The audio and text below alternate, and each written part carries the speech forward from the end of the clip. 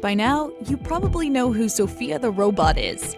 She's made her way across late-night stages, graced the cover of magazines, headlined major tech conferences, and even delivered a speech to the UN. I am thrilled and honored to be here at the United Nations.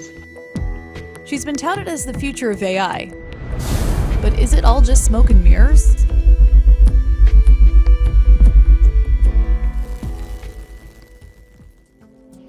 When we interviewed Sophia back in December, we were given a script to stick to. Here's the list of questions we sent over, and here's the list of approved questions we were able to ask. They look nothing alike. And we're not the only ones who were given a script to read from. Others who have spoken to her have also pointed out that their questions were predetermined. A lot of what comes out of her mouth now, she doesn't really understand the meaning or the full implication. That's Ben Gortzel. He's David Hanson's longtime friend, and now he's Hanson Robotics' chief scientist. Sophia uses machine learning, natural language processing, and animated robotics to interact with people. And while that's no small feat, it's far from being alive, which is exactly what Sophia's creator told Jimmy Fallon back in April 2017. Yeah, David was quoted saying Sophia's basically alive, and in the whole context of the conversation, that's exactly what he meant. Like, he's a sculptor. You start making a sculpture, it's like a rock, it sits there, right? Then you make your sculpture smile, you make your sculpture talk, you make your sculpture even reason and answer questions. As a sculptor, you're going to feel like your sculpture, year by year, is becoming more and more alive. To understand Sophia, you need to understand David Hanson. He's the founder and CEO of Hanson Robotics, and he calls himself a modern-day Renaissance man. His research compares work in robotics to that of Michelangelo, but he hasn't always been a major figure in the AI world. Hanson actually got a BFA in film. He worked for Walt Disney as an Imagineer, where he created sculptures and robotic technologies for theme parks, and went on to get his PhD in aesthetic studies. His personal work has been on display in art exhibits across the world. Back in 2005, he co-wrote a research paper that laid out his vision for the future of robotics. And the thesis sounds a lot like what's going on with Sophia the robot right now. The 8-page report is called Upending the Uncanny Valley. It's Hanson's rebuke of the uncanny valley theory that people won't like robots if they look very close to, but not exactly like humans. In fact, the paper says uncanny robots can actually help address the question of what is human, and that there's not much to lose by experimenting with humanoid robots. We asked Hanson about it. He says that at Hanson Robotics today, they're exploring the uncanny perception effects both scientifically and artistically using robots like Sophia, which makes us think Sophia the robot may be more of a social experiment masquerading as a PR stunt. Fast forward to today, Hanson is still showing off his sculpture work, but this time he's in front of talk show audiences and tech investors rather than art collectors and families at Disney World. It's resulted in millions of views on YouTube, massive amounts of funding from outside investors, and the hope that she'll pave the way for artificially intelligent beings of the future. Hanson is approaching Sophia with the mindset that she is AI in its infancy, with the next stage being artificial general intelligence, or AGI, something humanity hasn't achieved yet. He wants to raise AGI like a good child, not like a thing in chains. He says that's the formula for safe superintelligence. But in terms of artificial general intelligence, Sophia isn't quite there yet. From a software point of view, you'd say Sophia is a platform, like a laptop is a platform or something. I mean, you can run a lot of different software programs on that very same robot. Ben says Sophia has 3 control systems. The first is called Timeline Editor, which runs entirely on pre-written scripts. Like, if I wanted her to give a speech on stage, I could load her with software that just makes her repeat some lines that I wrote. The second is something called a sophisticated chat system.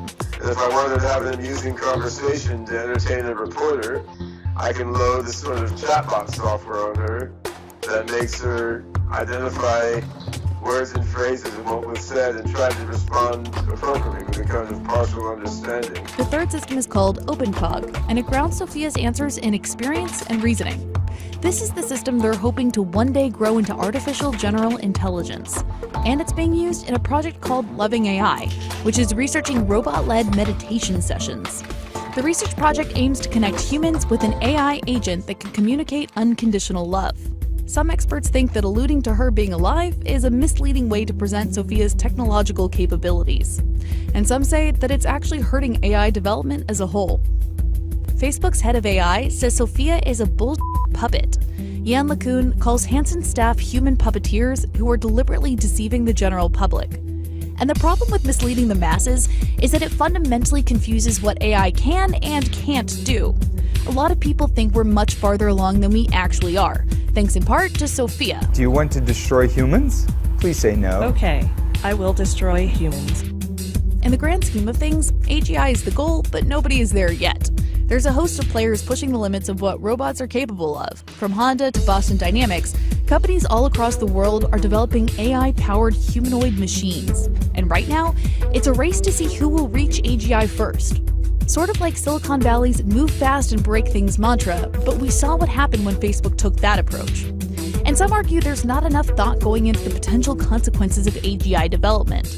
It's simply not ingrained in the tech education culture to worry too much about the potential negative consequences. Kathleen Richardson studies the ethics of robotics, and she's noticed a pattern in the way things are being developed. You know, there is this fantasy behind creation that is embedded in the practice of engineering and robotics and AI. I don't think these people go into the office or to their labs and think, I'm carrying out work that's going to be interesting for humanity. I mean, I think many of them have a God complex, in fact, and they actually see themselves as creators. But she's not the only one pushing for responsible foresight in the industry. There's a rising wave of technology ethicists dedicating their work to ensure AI and tech is developed responsibly. Because ultimately, tech and now robotics reach more than just the labs and startups of Silicon Valley. Sophia has become a cultural icon, and with that power comes responsibility. The team at Hanson Robotics said they didn't expect Sophia to take off as much as she did, but her physical appearance is another example of what some see as a traditional representation of conventionally attractive, submissive by design female robots. Kim Jenkins is a lecturer at Parsons School of Design, and she spends a lot of time looking at how fashion and beauty interact with culture. I think it's sort of a disappointment and missed opportunity that with our advances in technology, we have decided to develop this kind of robust robot with many functions and emotions, and yet when we shape her, she doesn't look too unlike the models we see on the covers of magazines, the actresses we see in Hollywood. And Sophia's looks haven't gone unnoticed. Sophia was modeled after Audrey Hepburn, and she's since been dubbed the hot robot. It happens that this sort of young adult female robot is the one that's become really popular. That wasn't really our calculation. That's just what happened to catch on in the world at large, right? So, I mean, what are you going to do? Of course, you're going to show people what they keep asking for. Sophia isn't Hanson Robotics' only attractive female robot. Back in 2002, David Hanson created a robot head called the K-Bot. It was modeled after a former lab assistant and now ex-girlfriend. Years later, he made a model inspired by his now wife.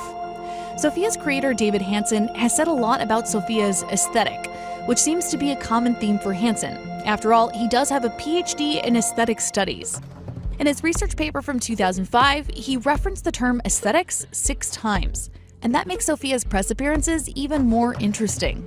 When she's out on the PR circuit, Sophia tends to evoke the idea that the future is already here, but a sentient robot doesn't exist yet, and countries like the US and China are racing to be the first. You see a lot of humanoid robots, so I don't think it's bad for AI. I think it's kind of very clear signal of where we're heading. And I think that has little to do with the technology and more to do with human nature of developing androids that are very clearly female, speak to certain populations, appeal to certain populations in certain ways. Sophia the robot is just one player in the AI game today, but David Hanson sees a robot with true AGI on the horizon. I think it's a race against time to see whose algorithms become smart first.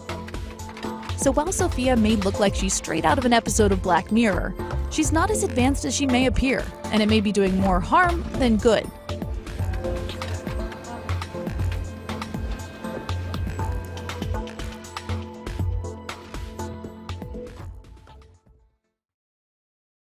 Hey there, thanks for checking out CNBC on YouTube. Be sure to subscribe to stay up to date on all of the day's biggest stories. You can also click on any of the videos around me to watch the latest from CNBC. Thanks for watching.